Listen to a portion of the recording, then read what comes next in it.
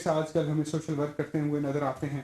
دنیا کا وہ شخص جو 2017-18 میں امیر ترین تھا آج وہ مختلف قسم کی پولیو کی سرگرمیوں میں نظر آتا ہے, مختلف اور سرگرمیوں میں نظر آتا ہے. جتنے بھی لوگ جتنا پیسہ کما لیں آخر کار وہ آ کے جیسے کہتے ہیں نا سرکل گھما کے وہ اسی کام پہ جاتے ہیں کہ کسی ذریعے سے مخلوق خدا کی مدد کرے. اب جب ان سے پوچھا جاتا ہے کہ مخلوق خدا کی بھائی مدد کرتے کیوں ہو, تو ان کا ایک جواب ہوتا ہے, اور وہ جواب یہ ہوتا ہے کہ جتنا سکون اس میں ہے نا وہ کسی میں نہیں ہے.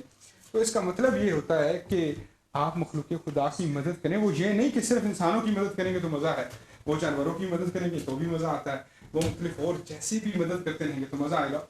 اب اس کو تھوڑا سا وائنڈ اپ کرتے ہیں کیونکہ ہم نے جانا ہے مہمانوں کی طرف کہ بیسیکلی مائنڈ سیٹ کیا ہونا چاہیے مخلوق خدا کی مدد کا.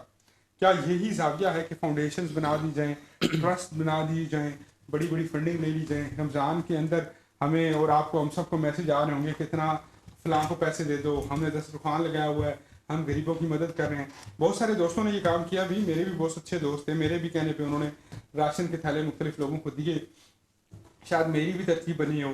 میں جس ادارے میں کھڑا ہوں ایس کے ٹرسٹ کے اونر جناب سردار خان نیازی صاحب پورے پاکستان میں مختلف جگہوں پہ سحری کا بندوبست کرواتے ہیں, افطاریوں کا بندوبست کراتے ہیں.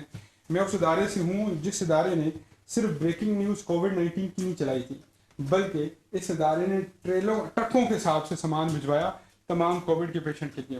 اور حال ہی میں جو سیلاب آیا, سردار خان نیازی صاحب کی جو ہے رہنمائی میں مختلف سامان ہمارے اینکرز لے کر یہاں سے مختلف سیلاب زدگان کے علاقوں میں گئے اور اپنے ہاتھوں سے بانٹا.